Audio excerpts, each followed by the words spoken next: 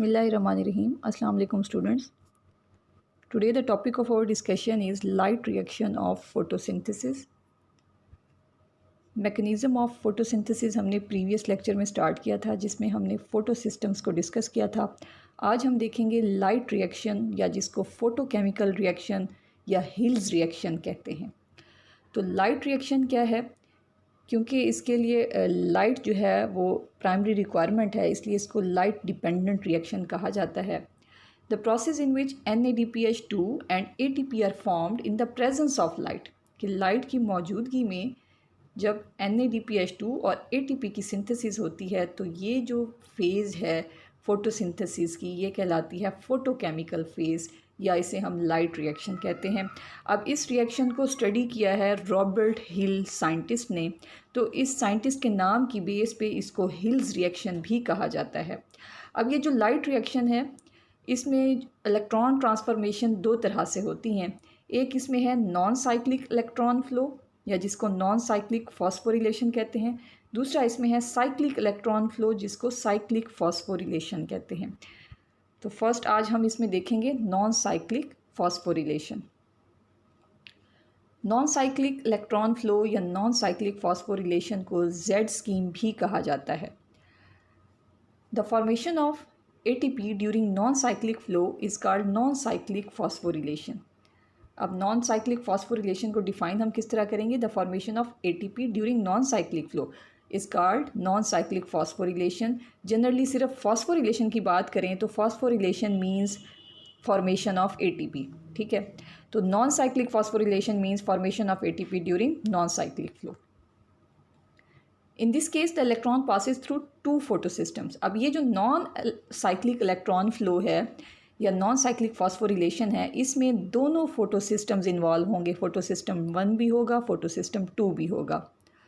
जबकि हम नेक्स्ट जब पढ़ेंगे साइक्लिक फॉस्फोरिलेशन तो उसमें हम बात करेंगे कि उसमें सिर्फ फोटोसिस्टम 1 इन्वॉल्व होता है, फोटोसिस्टम 2 इन्वॉल्व नहीं होता, जबकि इसमें दोनों फोटोसिस्टम्स इन्वॉल्व होंगे। It is most common type of electron flow. The path of electron through the two photosystems during non cyclic photophosphorylation is called Z scheme.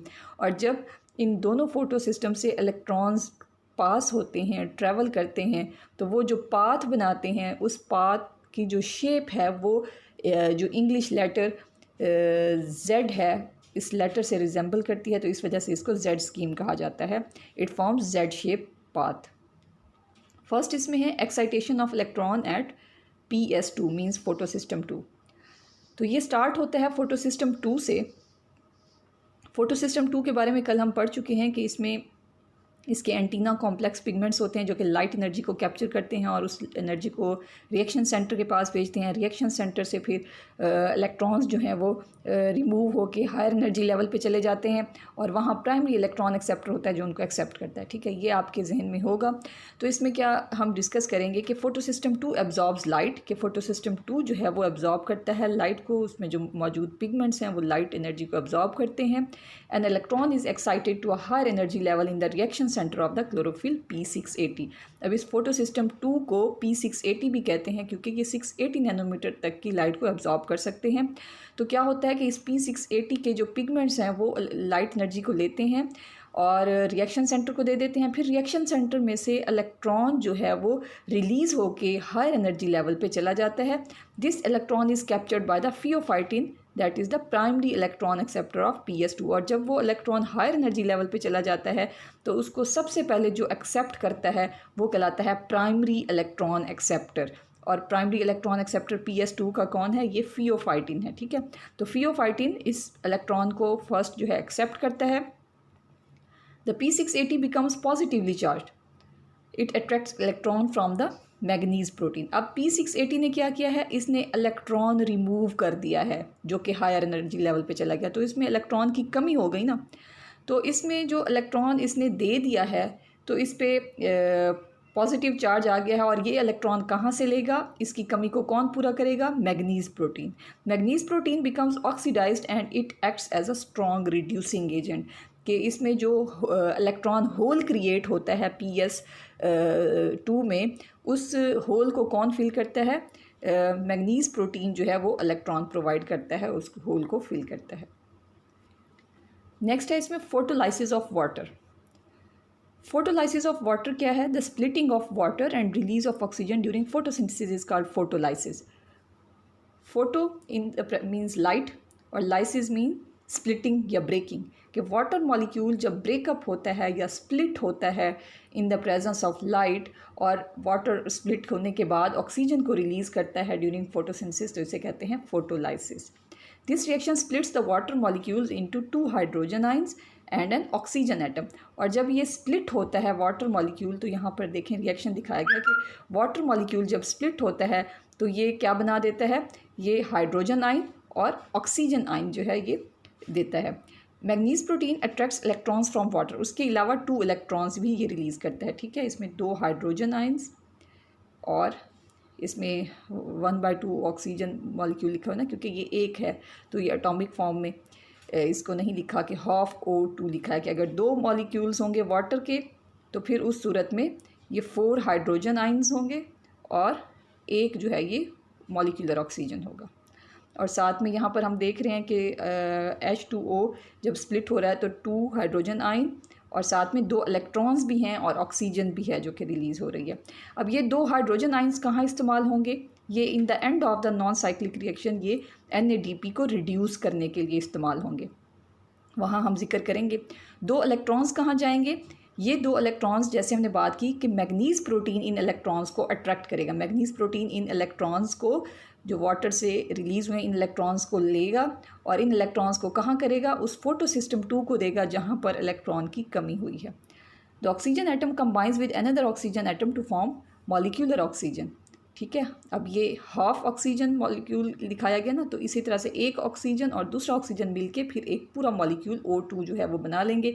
It is the by product of photosynthesis. और हम photosynthesis को जब define करते हैं उस वक्त हम कहते हैं कि कार्बन डाइऑक्साइड और वाटर को लेते हुए लाइट की प्रेजेंस में प्लांट्स ऑक्सीजन रिलीज़ करते हैं, तो ये ऑक्सीजन जो है उस फोटोसिंथेसिस का बाय प्रोडक्ट है, ये रिलीज़ होती है, ठीक है।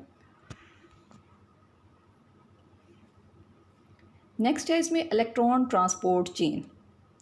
अब इलेक्ट्रॉन ट्रांसपोर्ट चेन क्या है कि each photo excited electron passes from the pheophytin primary electron acceptor of the photosystem 2 to photosystem 1 through an electron transport chain. अब होता क्या है, जैसे हमने अभी बात की कि ये दिखाया गया है P680 या PS2 फोटोसिस्टम 2 है। लाइट रिएक्शन इस फोटोसिस्टम 2 से स्टार्ट होता है कि इस फोटोसिस्टम 2 के जो एंटीना कॉम्प्लेक्स हैं ये लाइट एनर्जी को अब्जॉर्ब करके रिएक्शन सेंटर को देते हैं, ये रिएक्शन सेंटर है, ठीक है। और रिएक्शन सेंटर में जब इतनी ज़्यादा हाई एनर्जी आ जाती है तो इसमें से एक इलेक्ट्रॉन जो है वो एस्केप करके हायर एनर्जी लेवल पे चला जाता है, ठीक है।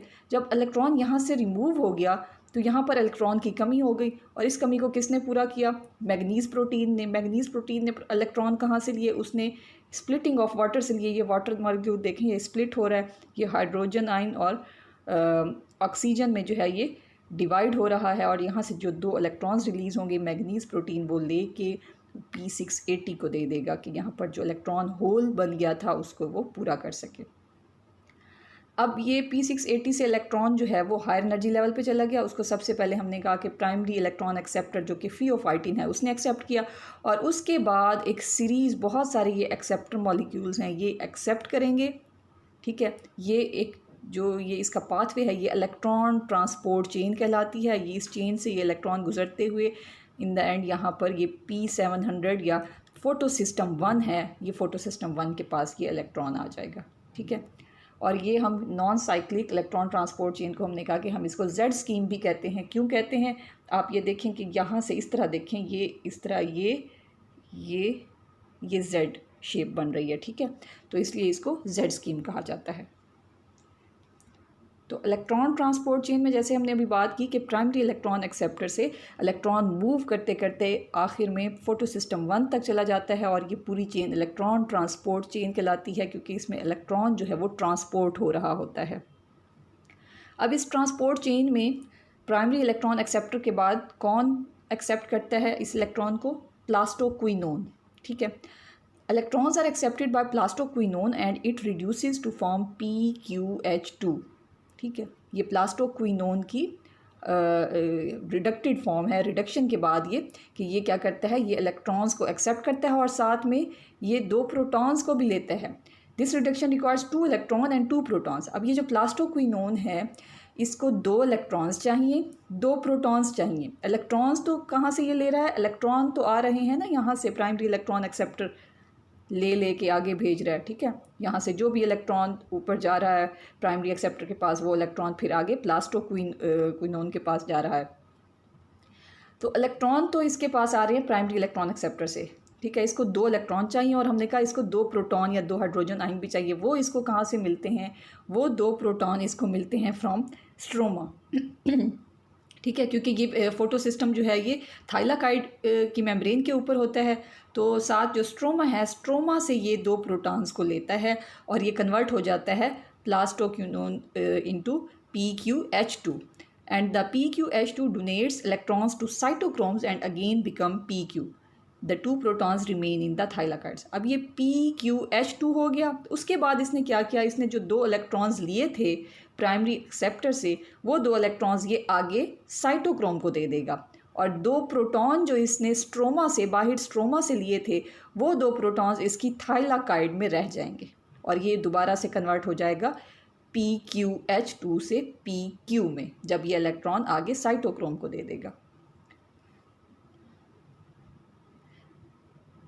दे रिड्यूस द pH देयर। अब जब 2 प्रोटॉन्स जो हैं, मींस 2 हाइड्रोजन आयंस जो हैं, वो थाइलाकाइड में रह जाएंगे तो वो वहाँ पर क्या करेंगे, वो वहाँ पर pH को कम कर देंगे, क्योंकि एसिडिक pH या लो pH तब होती है जब हाइड्रोजन आयन की कंसनट्रेशन ज़्यादा हो। जब हाइड्रोजन आयंस या प्रोटॉन्स जिनको कहते हैं, वो जब थाइलाकाइड में रह जाएंगे तो थाइलाकाइड की pH जो है वो कम हो जाएगी और ये कम pH या लो pH जो है ये रिक्वायर्ड है for photophosphorylation, means for the synthesis of ATP की सिंथेसिस के लिए लो pH चाहिए होती है। तो ये लो pH जो है फेवरेबल है for the synthesis of ATP। Next इसमें क्या आता है, a complex of 2 cytochromes. It is composed of 2 cytochromes, B6 जो कि एक आयरन सल्फर प्रोटीन है एंड साइटोक्रोम F। जैसे हमने बात की कि प्लास्टोक्विनोन से इलेक्ट्रॉन्स कहाँ चले गए, आगे साइटोक्रोम कॉम्प्लेक्स के पास। अब इस साइटोक्रोम कॉम्प्लेक्स में 2 तरह की प्रोटीन्स हैं, एक है साइटोक्रोम B6 और दूसरा है साइटोक्रोम F। नेक्स्ट है plastocyanin PC। It is a copper containing protein. It finally donates electrons to PS1। अब इस साइटोक्रोम कॉम्प्लेक्स में इलेक्ट्रॉन्स जब आते हैं साइटोक्रोम B6 के पास, साइटोक्रोम F के पास, उसके बाद ये इलेक्ट्रॉन किसको दे देता है, ये दे देता है आगे PC या प्लास्टोसाइनिन को। और प्लास्टोसाइनिन ये इलेक्ट्रॉन कहाँ करता है, ये आगे दे देता है P700 या फोटो सिस्टम 1 को ये दे देता है। तो इलेक्ट्रॉन जो हैं ये ट्रैवल कर रहे हैं, ट्रांसपोर्ट हो रहे हैं from primary electron acceptor through this chain and then finally reach the P700। Photophosphorylation, जैसे हमने कहा कि phosphorylation means synthesis of ATP के बनने को कहते हैं फॉस्फोरिलेशन, और फोटो साथ लगा हुआ है तो it means in the presence of light. The synthesis of ATP due to light energy is called photophosphorylation. As the electrons move down the chain, their energy goes on decreasing. This energy is used by the thylakoid membranes to synthesize ATP. The thylakoid have ATP synthase complex and the ATP is synthesized during chemiosmosis. Chemiosmosis क्या होता है कि synthesis of ATP by the movement of hydrogen ions. और hydrogen ions की movement कहाँ हुई थी, हमने बात की थी कि यहाँ पर प्लास्टोक्विनोन स्ट्रोमा से हाइड्रोजन आइन या प्रोटॉन्स लेता है, ठीक है। ये कन्वर्ट हो जाता है PQH2 में और उसके बाद इलेक्ट्रॉन्स को तो ये आगे भेज देता है, प्रोटॉन्स जो हैं वो इस थाइलाकाइड में ही रह जाते हैं, लो pH कर देते हैं उसकी, जिसकी वजह से ATP की सिंथेसिस जो है वो इजीली हो सकती है क्योंकि उसके लिए लो pH चाहिए। और फिर ये कि जब ये इलेक्ट्रॉन मूव करता है from higher energy level downward, ये मूव कर रहा है ना, हायर एनर्जी लेवल से ये लोअर एनर्जी लेवल में जा रहा है, तो इट मीन्स कि वो इलेक्ट्रॉन जब डाउनवर्ड जा रहा है तो वो कुछ एनर्जी रिलीज़ कर रहा है। वो एनर्जी कहाँ जा रही है, वो जो एनर्जी रिलीज़ हो रही है वो in the form of ATP जो है वो सिंथेसाइज हो रही है। जब इलेक्ट्रॉन डाउनवर्ड मूव करेगा तो उसकी एनर्जी कम हो रही है, और कम जो हो रही है तो वो जो लूज़ हो रही है एनर्जी वो एटीपी की फॉर्म में सिंथेसाइज होगी। इस थाइलाकाइड की मेम्ब्रेन पे एटीपी सिंथेस कॉम्प्लेक्स मौजूद होता है जो कि एटीपी की सिंथेसिस करता है। This ATP will be use during synthesis of sugar in the Calvin cycle या डार्क रिएक्शन। और ये जो एटीपी यहाँ पर बन रही है ये कहाँ पर इस्तेमाल होती है? ये तो अभी हम लाइट रिएक्शन पढ़ रहे हैं ना, इसके बाद हम पढ़ेंगे लाइट इंडिपेंडेंट रिएक्शन, या जिसको डार्क रिएक्शन या केल्विन साइकिल कहा जाता है। वो उस फोटोसिंथेसिस के मैकेनिज्म में दूसरी फेज़ वो है। तो ये एटीपी वहाँ पर इस्तेमाल होती है कार्बोहाइड्रेट्स या शुगर्स की सिंथेसिस के लिए। तो एक जो प्रोडक्ट हम कहते हैं कि इस लाइट रिएक्शन का एक प्रोडक्ट हम कहते हैं कि वो एटीपी है, जिसकी यहाँ पर सिंथेसिस हो रही है। यहाँ पर आप देख रहे हैं कि एडीपी और फॉस्फेट आपस में मिलेंगे और ये एटीपी बना देंगे due to the movement of electrons. जो एनर्जी रिलीज होगी वो हेल्पफुल होगी for the synthesis of ATP. तो ये एटीपी एक प्रोडक्ट हमारे पास आ गया। दूसरा इसका जो प्रोडक्ट है वो NADPH2 है। फोटोसिस्टम 1। अब हमने कहा कि इलेक्ट्रॉन जो है वो फोटोसिस्टम 1 या P700 तक पहुंच गया है। The P700 chlorophyll of photosystem 1 absorb light energy. It drives its electrons to the iron sulphur protein primary electron acceptor of the photosystem 1। It creates a hole in the molecule of P700। अच्छा, अब हमने बात की कि ये जो है यहाँ पर फोटोसिस्टम 1 है। अब फोटोसिस्टम 1 या P700 जो है ये भी उसी तरह से इसके जो पिगमेंट्स हैं वो लाइट एनर्जी को कैप्चर करते रहते हैं, फिर उस लाइट एनर्जी को दे देते हैं to the reaction centre of the P700, और उस रिएक्शन सेंटर से फिर वो एक इलेक्ट्रॉन जो है वो हायर एनर्जी लेवल पे चला जाता है। उसको वहाँ पर प्राइमरी इलेक्ट्रॉन एक्सेप्टर जो है एक्सेप्ट करता है। इसका जो प्राइमरी इलेक्ट्रॉन एक्सेप्टर है वो आयरन सल्फर प्रोटीन है। अब ये जब यहाँ से इलेक्ट्रॉन ऊपर चला गया तो यहाँ पर एक इलेक्ट्रॉन की कमी हो गई, ठीक है, इलेक्ट्रॉन होल यहाँ पर बन गया। जैसे यहाँ पर इलेक्ट्रॉन की कमी हुई थी तो मैग्नीज प्रोटीन ने इलेक्ट्रॉन इसको प्रोवाइड किए थे। तो यहाँ पर जो इलेक्ट्रॉन की कमी होगी उस इलेक्ट्रॉन की कमी को कौन पूरा करेगा? जो इलेक्ट्रॉन इस चेन से ऊपर से आ रहा है, प्लास्टोसायनिन ने वो इलेक्ट्रॉन इस P700 को दे दिया है। तो यहाँ पर जो होल क्रिएट हुआ था वो इस इलेक्ट्रॉन से फिल हो जाएगा।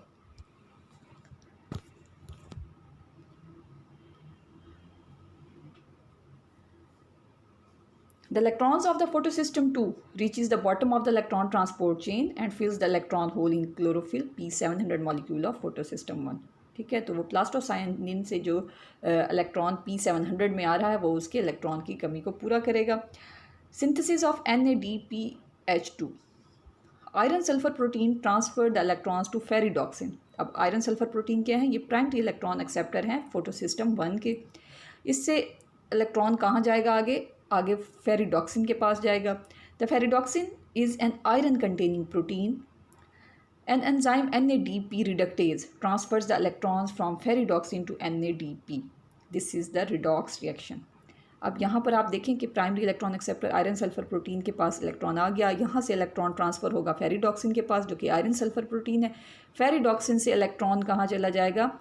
ये एक एंजाइम है यहाँ पर NADP रिडक्टेज। ये एंजाइम यहाँ से इलेक्ट्रॉन को लेगा फेरिडॉक्सिन से और किसको देगा? NADP को देगा।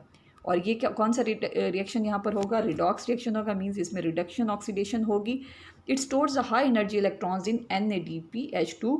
The NADPH2 molecule will provide reducing power for the synthesis of sugar in the Calvin cycle. तो यहाँ पर NADP से NADPH2 सिंथेसाइज होगा और ये NADPH2 जो है ये दूसरा प्रोडक्ट है लाइट रिएक्शन का। एक प्रोडक्ट तो हमने कहा ATP है, दूसरा ये है NADPH2। ये दोनों प्रोडक्ट्स ATP और NADPH2 ये दोनों प्रोडक्ट्स आगे कहाँ इस्तेमाल होते हैं? ये केल्विन साइकिल में इस्तेमाल होते हैं for the synthesis of sugars.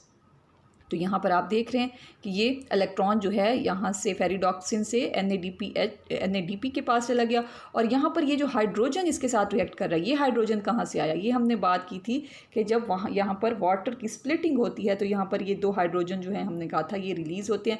ये दो हाइड्रोजन इनफैक्ट इस्तेमाल होते हैं यहाँ पर इसकी NADP की रिडक्शन में इस्तेमाल होते हैं। Reduction means reaction with hydrogen, कि यहाँ हाइड्रोजन जो है इसके साथ ऐड होगा, NADP की रिडक्शन होगी और ये कन्वर्ट हो जाएगा इनटू NADPH और साथ में हाइड्रोजन और ऐड होता है तो NADPH2 भी इसको लिखते हैं। तो ये NADPH2 जो है ये प्रोडक्ट है लाइट रिएक्शन का अलॉन्ग विद ATP।